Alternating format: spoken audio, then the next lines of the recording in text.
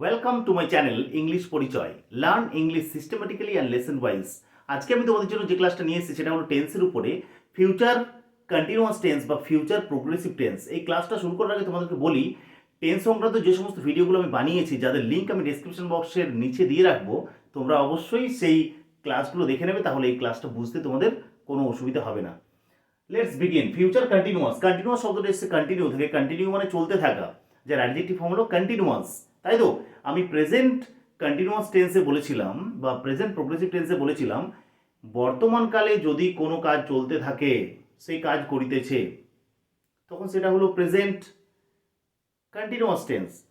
Past continuous tense, past continuous tense কাকে বলেছিলাম? অতীতকালে যখন কোনো কাজ চলছিল, সেই কাজ করছিল, সেটা হলো পাস্ট কন্টিনিউয়াস টেন্স। আজকে আমরা যে বিষয়টা নিয়ে আলোচনা করবো সেটা হলো ফিউচার কন্টিনিউয়াস টেন্স। তাহলে ফিউচার, ভবিষ্যৎ, কন্টিনিউয়াস মানে চলতে থাকা। তাহলে ভবিষ্যতে কোনো কাজ কিছু সময় ধরে চলিতে থাকিবে বোঝাতে কন্টিনিউয়াস মানে চলতে থাকা, ফিউচার মানে ভবিষ্যৎ, তাহলে ভবিষ্যৎকালে কিছু সময় ধরে কাজটা চলতে থাকবে বোঝাতে ফিউচার কন্টিনিউয়াস টেন্স আমরা ব্যবহার করি। কি করে বুঝতে পারবো আমরা সেটা ফিউচার কন্টিনিউয়াস টেন্সে? অনুবাদের সময় আমাদের নিয়মটা প্রয়োগ করতে হবে, বাংলা থেকে ইংরেজিতে অনুবাদের সময় আমাদেরকে নিয়মটা প্রয়োগ করতে হবে। বা ফিউচার কন্টিনিউয়াস কখন আমরা অ্যাপ্লাই করব? বাংলা ক্রিয়াপদের শেষে কি থাকবে বা ভার্বের শেষে কি থাকবে? তে থাকিব, মানে করিতে থাকিব, খাইতে থাকিব বা খেতে থাকিব, তে থাকিবে বা তে থাকিবেন, এইগুলি যদি থাকে বাংলা ক্রিয়াপদের শেষে, তাহলে বুঝে নেবো সেটা হচ্ছে ফিউচার কন্টিনিউয়াস টেন্স। তাহলে সেন্টেন্স স্ট্রাকচারটা কিরকম? আমরা প্রেজেন্ট কন্টিনিউয়াস টেন্সে পেয়েছিলাম সাবজেক্ট প্লাস এম অথবা ইজ অথবা আর এর মধ্যে একটা মূল ভার্বের সাথে আইএনজি যোগ, মানে সাবজেক্ট প্লাস মূল ভার্বের সাথে আইএনজি যোগ, এই দুটো জিনিস ছিল কন্টিনিউয়াস টেন্সের কমন, তাই তো? প্রেজেন্ট কন্টিনিউয়াস টেন্সে পেয়েছিলাম সাবজেক্ট আইএনজি, মূল ভার্বের সাথে আইএনজি ছিলই, এম অথবা ইজ অথবা আর এর মধ্যে একটা সাবজেক্ট অনুযায়ী। পাস্ট কন্টিনিউয়াস টেন্সে আমরা পেয়েছিলাম সাবজেক্ট প্লাস মূল ভার্বের সাথে আইএনজি যোগ, এটা থাকছেই, ওয়াজ অথবা ওয়ার, পাচ্ছিলাম না? ফিউচার কন্টিনিউয়াস টেন্সে সাবজেক্ট প্লাস আইএনজিটা থাকছে, কন্টিনিউয়াস মানেই মূল ভার্বের প্রেজেন্ট ভার্বের সাথে আইএনজি যোগ। এখানে কি বসবে? শ্যাল বি বা উইল বি, সাবজেক্ট অনুযায়ী। শ্যাল বা উইল আমি ব্যবহার করার নিয়মটা বলেছিলাম যে আমি আমরা, আমি আমরার পরে শ্যাল, বাকি সব ক্ষেত্রে উইল। ফার্স্ট পার্সনের ক্ষেত্রে শ্যাল, বাকি সব ক্ষেত্রে উইল। আমি আমরার পরে শ্যাল, বাকি সব ক্ষেত্রে উইল বসবে। তাহলে শ্যাল বি কিংবা উইল বি সাবজেক্ট অনুযায়ী বসলো, এরপর মূল ভাবের সাথে আইএনজি যোগ। আর প্রশ্নবোধক বাক্য আমি বলেছিলাম সাধারণ বাক্যের সাথে প্রশ্নবোধক বাক্যের কি তফাৎ? সাবজেক্ট প্লাস সাহায্যকারী ক্রিয়া সাধারণ বাক্যে থাকে, প্রশ্নবোধক বাক্যে কি থাকে? সাহায্যকারী ক্রিয়া যুক্ত সাবজেক্ট, আর কিছুই নয়। তাহলে সাবজেক্ট প্লাস শ্যাল বি বা উইল বির মধ্যে একটা বসছে সাধারণ বাক্যে, প্রশ্নবোধক বাক্যে কি হবে? ফিউচার কন্টিনিউয়াস টেন্সে শ্যাল বা উইলের মধ্যে একটা সাবজেক্ট অনুযায়ী যুক্ত, তারপরে সাবজেক্টটা বসছে, তারপরে বি, তারপরে মূল ভার্বের প্রেজেন্ট ভার্বের সাথে আইএনজি যোগ, শেষে যা থাকবে তাই জিজ্ঞাসার চিহ্ন, প্রশ্নবোধক বাক্য মানে। Let's translate into English. চলো ইংরেজিতে অনুবাদ করে আমরা কিছু দেখে নিই যে কিভাবে এই ফিউচার কন্টিনিউয়াস টেন্সটার প্রয়োগ আমরা বাস্তবিক জীবনে করব, লেখার সময় করব বা বলার সময় করব, অনুবাদের সময় করব। সেই কাজ করিতে থাকিবে, তাহলে বাক্যটাকে বোঝো। সেই কাজ করিতে থাকিবে, করিতে থাকিবে মানে কোন কালে করিতে থাকিবে? ফিউচার, তাহলে ফিউচার। করিতে থাকিবে মানে ফিউচার, থাকিবে মানে কাজটা চলতে থাকবে, কন্টিনিউয়াস, তাহলে ফিউচার কন্টিনিউয়াস। ভবিষ্যৎকালে কোনো কাজ কিছু সময় ধরে চলতে থাকা বোঝাতে কোন টেন্স প্রয়োগ করতে হবে? সেন্টেন্স স্ট্রাকচারের ক্ষেত্রে ফিউচার কন্টিনিউয়াস টেন্স। সেই কাজ করিতে থাকিবে, তাহলে আগে সাবজেক্ট বসাবো, সে যে কাজটি করছে বা যার সম্বন্ধে বাক্যে বলা হয় তাকে বলা হয় সাবজেক্ট, সে, তাহলে হি বা সি, সি বসালাম, সি। এরপরে সাবজেক্ট অনুযায়ী শ্যাল বা উইলের মধ্যে একটা, যেহেতু ফিউচার কন্টিনিউয়াস টেন্স এটা, তাহলে আমি বলেছিলাম আমি আমরার পরে শ্যাল, বাকি সব ক্ষেত্রে উইল। তাহলে সি এর পরে কি বসবে? শ্যাল বি বসবে না, সি এর পরে উইল বি বসবে, আমি আমরা তো নয়, সি উইল বি। এরপরে মূল ভার্বের প্রেজেন্ট ফর্মের সাথে আইএনজি যোগ, ভার্বটা এখানে কোন ভার্ব? কাজ করা, কাজ করাটা ভার্ব, ওয়ার্ক মানে কাজ করা, তাই তো? তাহলে ওয়ার্ক মানে কাজ করা, মূল ভার্বের প্রেজেন্ট ফর্ম, তার সাথে আইএনজি যোগ, সি উইল বি ওয়ার্কিং। হয়ে গেল। টু ইজি, খুব সহজ। শুধু কনসেপ্টটাকে মাথায় রেখে আগিয়ে যেতে হবে। কোনো বোঝা এই সাবজেক্ট প্লাস শ্যাল বি বা উইল বি প্লাস মূল ভার্বের সাথে আইএনজি যোগ এত করে মনে রাখার দরকার নেই। টেন্সের জন্য আমি একটা ছক বানিয়েছি টেন্সটাকে মনে রাখার জন্য, সেটার লিঙ্ক আমি দিয়ে দেবো ডিসক্রিপশন বক্সে, তোমরা অবশ্যই দেখে নেবে সেটা। নেক্সট, আমি কাজ করিতে থাকিব না। তাহলে আমি কাজ করিতে থাকিব না, কোন কালে করিতে থাকিব না? ভবিষ্যৎকালে। এটাও ফিউচার কন্টিনিউয়াস টেন্স, ভবিষ্যৎকালে কোনো কাজ চলতে থাকছে বা থাকছে না, তাহলে ফিউচার কন্টিনিউয়াস টেন্স আমরা এখানে ব্যবহার করব, তাই তো? তাহলে আমি, আই সাবজেক্ট, বাকি যার সম্বন্ধে বলা হয় বা যে কাজটি করে তাকে বলে সাবজেক্ট। ওই কনসেপ্টটা তোমাদের যেন না থাকে যে এখানে হবে আমি, আই, তারপরে কাজ, তারপর ওয়ার্ক, ডু মানে করা, এইভাবে এরকম যদি না থাকে, আগে সাবজেক্ট ভার্ব অবজেক্ট কনসেপ্ট মনে রাখবে, টেন্সগুলো মাথায় রাখো। আই, এরপরে শ্যাল বি বা উইল বির মধ্যে একটা আমি আমরার পরে কি বললাম, শ্যাল বি বসবে, তাই I shall be, I shall be. তারপরে করিতে থাকিব, করিতে থাকিব, এখানে করিতে থাকিব মানে কাজ, work, I shall be working. হবে কি? নো, হবে না। কেন হবে না বলো তো? এখানে না এর ব্যবহার রয়েছে, negative sentence, this is a negative sentence. তাহলে নেগেটিভ সেন্টেন্সের ক্ষেত্রে কি হয়?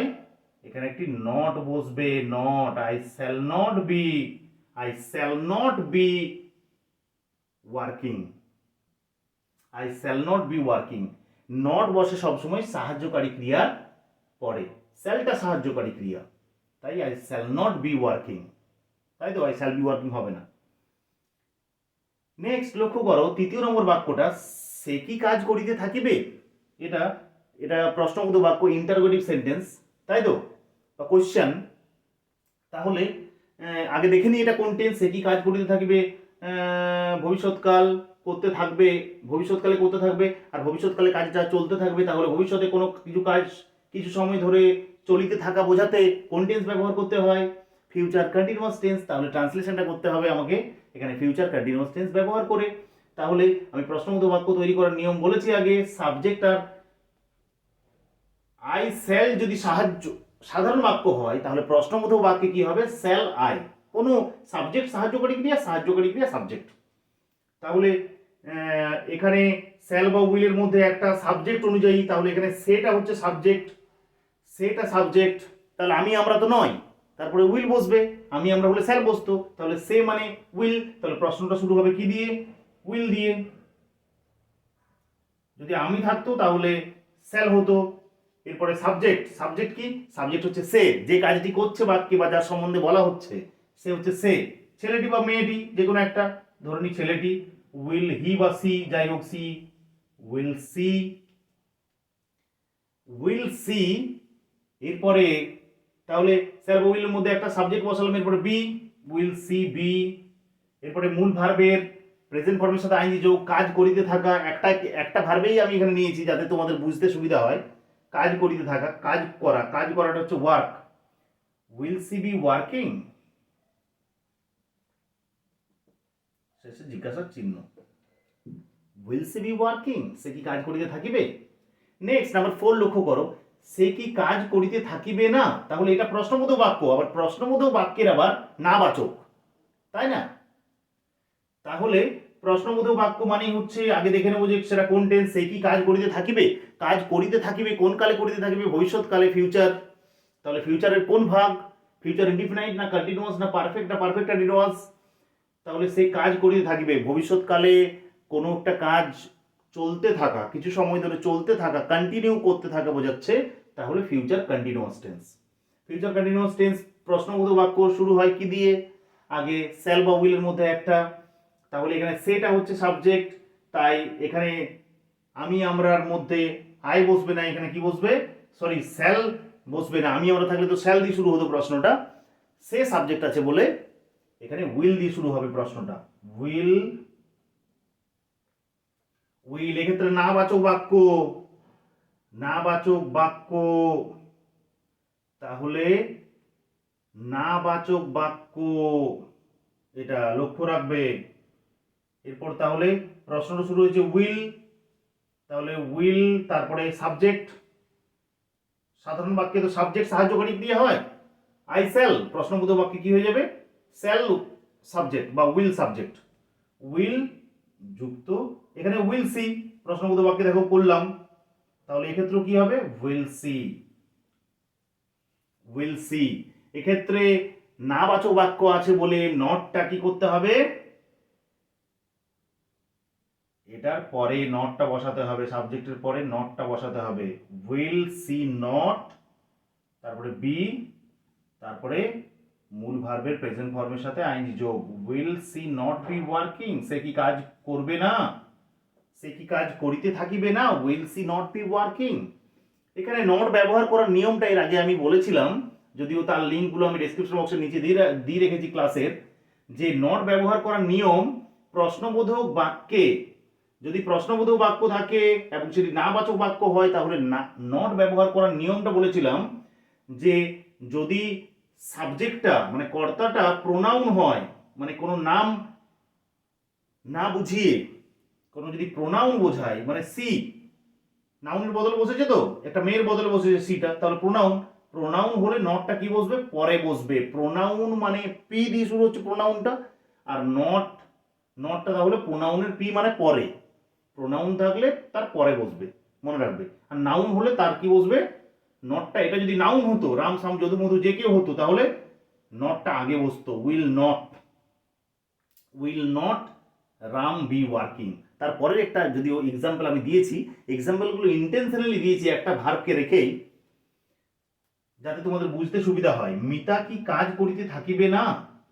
তাহলে মিতা কি কাজ করিতে থাকিবে না, মিতা কোন কালে কাজটা করিতে থাকিবে না? ভবিষ্যৎকালে। তাহলে ফিউচার টেন্স, ভবিষ্যৎকালে করিতে থাকিবে, ভবিষ্যৎকালে কাজটা চলিতে থাকিবে কিছু সময় ধরে, বোঝাতে কোন টেন্স হয়? ফিউচার কন্টিনিউয়াস টেন্স বা ফিউচার প্রোগ্রেসিভ টেন্স। তাহলে এই ক্ষেত্রে সেন্টেন্স স্ট্রাকচারটা কি দিয়ে শুরু করতে হয়? প্রশ্নবোধক বাক্যে শ্যাল বা উইল দিয়ে। তাহলে মিতাটা হচ্ছে সাবজেক্ট, তাহলে আমি আমরার পরে শ্যাল বসে, বাকি সব ক্ষেত্রে কি বসে? উইল বসে। ফার্স্ট পার্সনের পদে পরে শ্যাল, তার বাকি সব ক্ষেত্রে উইল। তাহলে মিতা মানে নাম আছে, মানে উইল দিয়ে শুরু হবে প্রশ্নটা। উইল। এরপর এটা দেখো প্রশ্নবোধক বাক্য মানে জিজ্ঞাসার চিহ্ন রয়েছে, আর নাবাচক বাক্য। তাহলে এখানে কিন্তু নট ব্যবহার করার ক্ষেত্রে একটা নিয়ম আমি একটু আগেই বললাম, যে যদি সাবজেক্টটা প্রশ্নবোধক বাক্য থাকে, নাবাচক বাক্য হয়, এবং সাবজেক্টটা বা কর্তাটা যে কাজটা করছে সেটা যদি প্রোনাউন হয়, এখানে যেমন এর আগের বাক্যে সে হচ্ছে সাবজেক্ট, প্রোনাউন ছিল সি, সেটা হচ্ছে প্রোনাউন, তাই নটটা বসেছিল প্রোনাউনের পরে, পি মানে পরে। আর এখানে রয়েছে মিতা, নাম বোঝাচ্ছে, তো নির্দিষ্ট নাম বোঝালে প্রপার নাউন হয় আমরা জানি। তাহলে নাম বোঝালে নাউন হয়, তাহলে নট নাবাচক বাক্যে প্রশ্নবোধক বাক্য করার সময় কি করতে হবে? নটটা চলে যাবে সাবজেক্টের আগে, নাউনের আগে। তাহলে আগে সাহায্যকারী ক্রিয়া দিয়ে প্রশ্নটা শুরু হয়েছে, প্রশ্নবোধক বাক্য নিয়মে আগে সাহায্যকারী ক্রিয়া, তারপরে তো সাবজেক্ট। সাধারণ বাক্যে সাবজেক্ট সাহায্যকারী ক্রিয়া, প্রশ্নবোধক বাক্যে সাহায্যকারী ক্রিয়া সাবজেক্ট। তাহলে সাহায্যকারী ক্রিয়া আগে বসালাম, তারপরে এখানে নটটা বসিয়ে দিতে হবে, কারণ সাবজেক্টটা হচ্ছে মিতা। উইল নট মিতা বা উইলন্ট মিতা, সেগুলো কন্ট্রাকশন ফর্ম যখন করাবো তখন দেখাবো আমি। উইল এন অ্যাপোস্ট্রফি টি কি করে হয়? Shall N apostrophe T, shan't be working. Will not Mita be working, Mita কি কাজটি করিতে থাকিবে না? তাহলে আশা রাখছি ফিউচার কন্টিনিউয়াস টেন্স তোমাদের বুঝতে আর কোনো অসুবিধা হবে না। আমি ডেসক্রিপশন বক্সের নিচে কিছু এক্সারসাইজ দিয়ে রাখবো, যেগুলো তোমরা ফিউচার কন্টিনিউয়াস টেন্স ব্যবহার করবে। ট্রান্সলেশন কিছু দিয়ে দেবো, মানে বাংলা থেকে ইংরেজিতে অনুবাদ করো কিছু আমি দিয়ে রাখবো, যেগুলো তোমরা সলভ করবে, এবং সলভ করে অবশ্যই কমেন্ট সেকশনে তোমরা সেগুলো উত্তরগুলো জানাবে। যদি কোনো অসুবিধা থাকে তাহলে অবশ্যই জানাবে। যদি ভিডিওটা ভালো লাগে থাকে তাহলে অবশ্যই লাইক, শেয়ার এবং চ্যানেলটি সাবস্ক্রাইব করতে ভুলো না। যদি কোনো অসুবিধা থাকে বা কোনো ক্লাসের প্রয়োজন হয় তাহলে অবশ্যই কমেন্ট সেকশনে গিয়ে তোমরা আমাকে জানাবে। Thank you for watching my video.